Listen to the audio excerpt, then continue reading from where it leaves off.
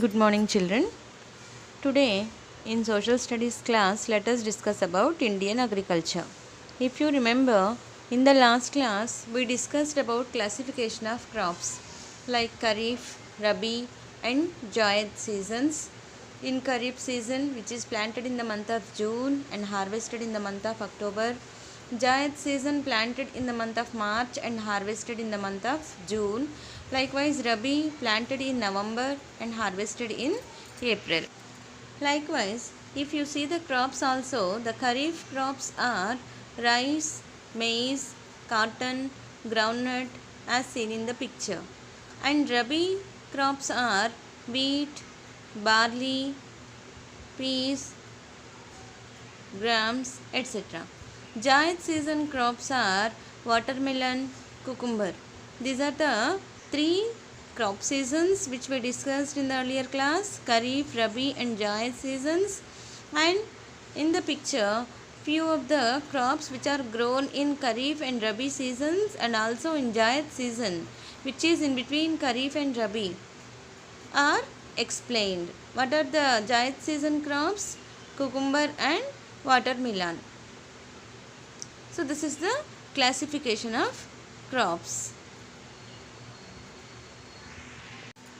Previously, agriculture was subsistence farming or subsistence agriculture.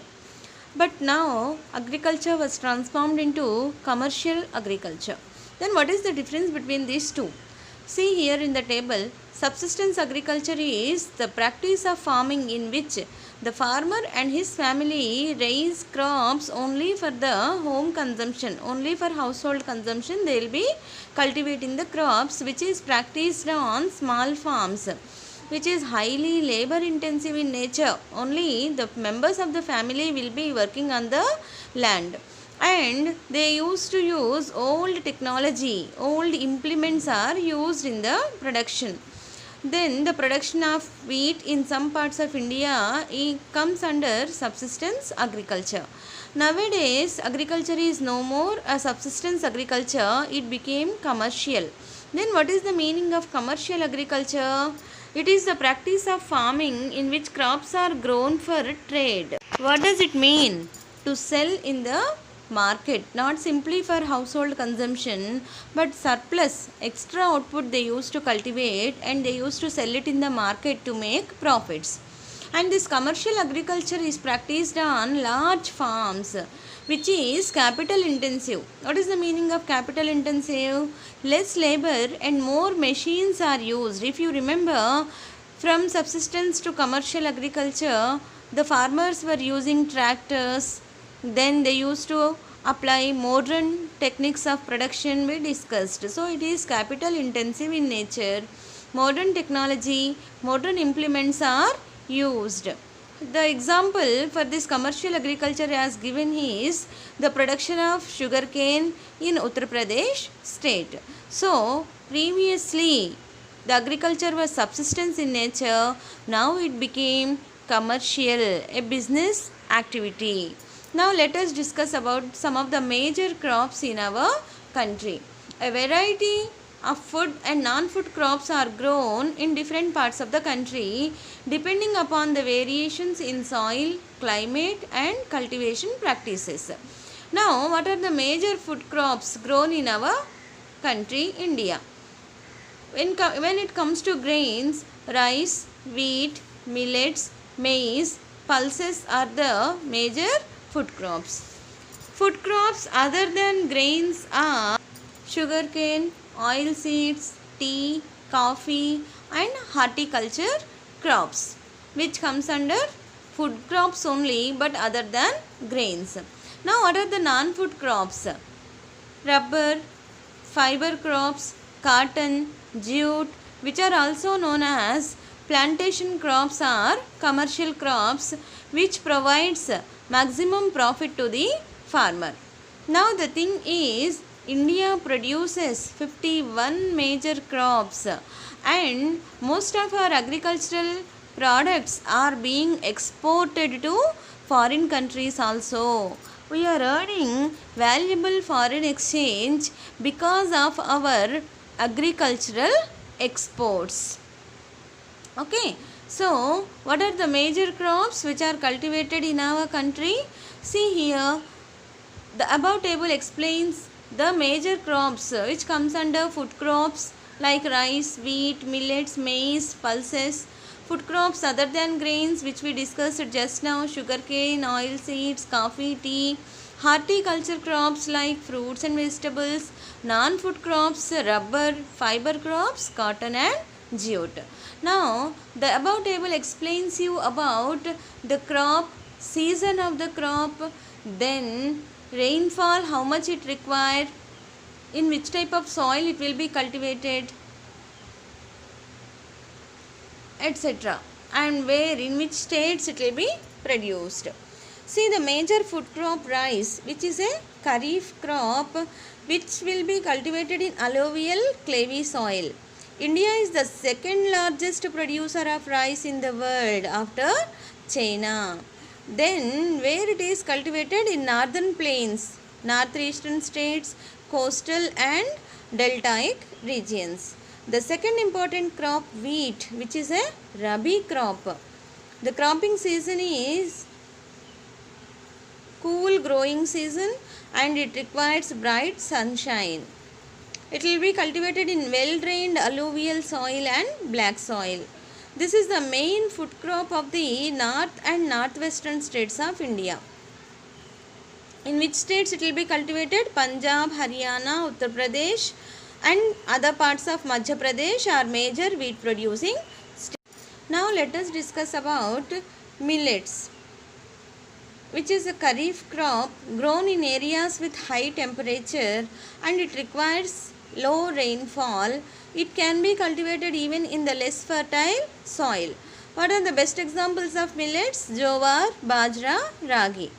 Okay, jowar grows in moist areas and hardly needs irrigation. Less irrigation is enough. It is having very high nutritional value. The states where these millets grow are Maharashtra, Karnataka, Andhra Pradesh and Madhya Pradesh, especially jowar. Bajra, another crop, it is also a kharif crop grown in areas with high temperature.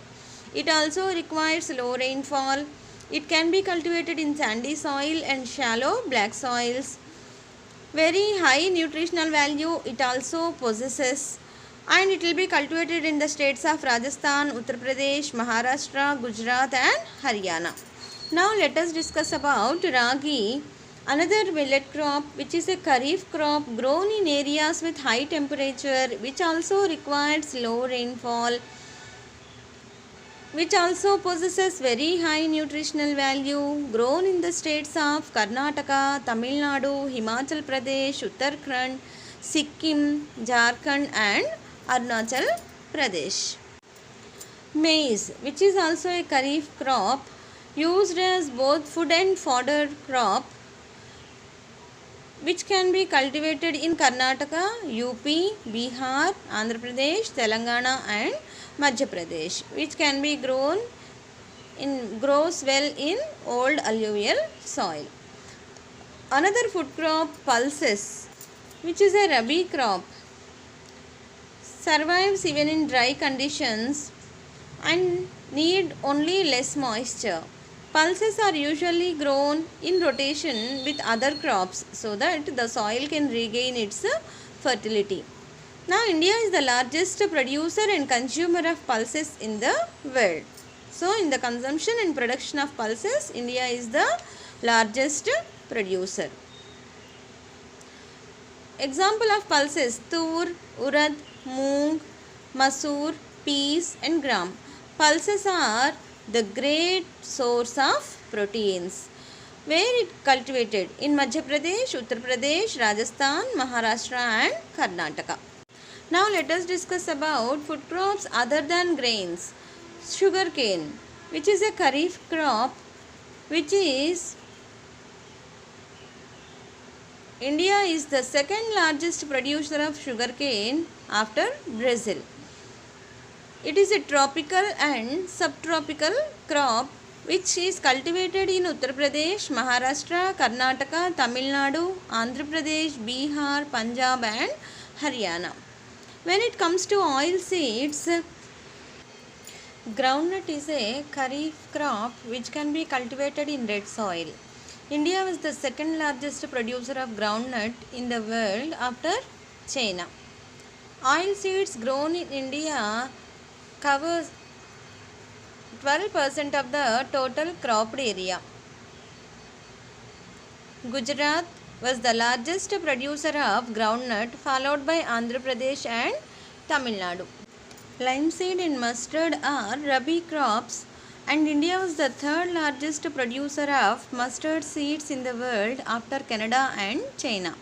Oil seeds are majorly used in cooking purpose, also used for the production of soaps, cosmetics and ointments.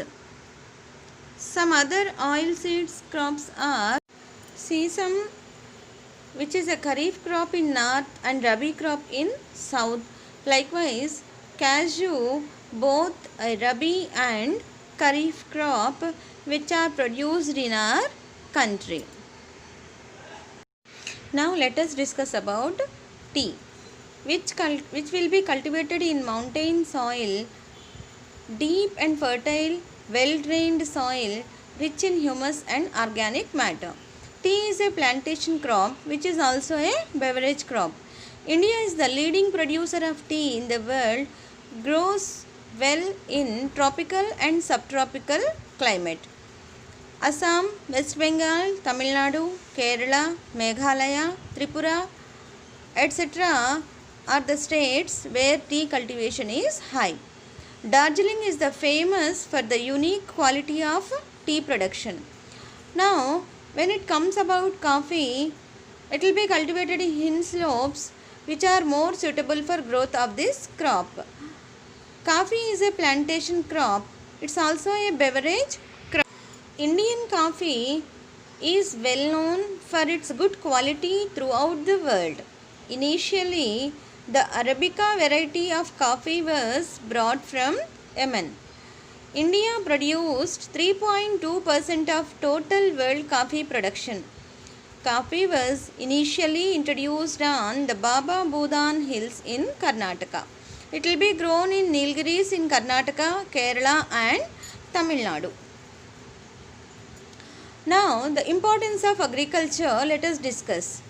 India is an agriculturally important country. We discussed already in the previous class, agriculture is the backbone of Indian economy, and I also explained you that it is considered to be the primary sector. It is the single source of supplier of food to the total population. Now here see the second point. Agriculture produces most of the food that we consume.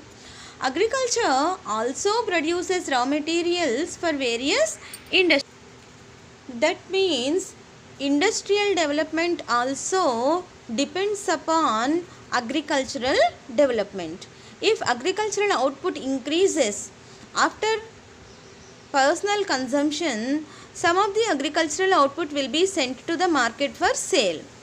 And if we produce more output, it will be used as a raw material for industries. For example, we can take cotton textile industry, sugar industry, jute industry, which uses raw material from agriculture. For example, cotton is the raw material cultivated from agriculture and used in cotton textile industry. Sugarcane is the raw material which is used in sugar industry. Jute is the raw material which is used in jute industry. Now, the important facts let us discuss. India is second in the world in crop output next to China. 1.4 million square kilometers of land in India is under cultivation, that is used for agricultural purpose.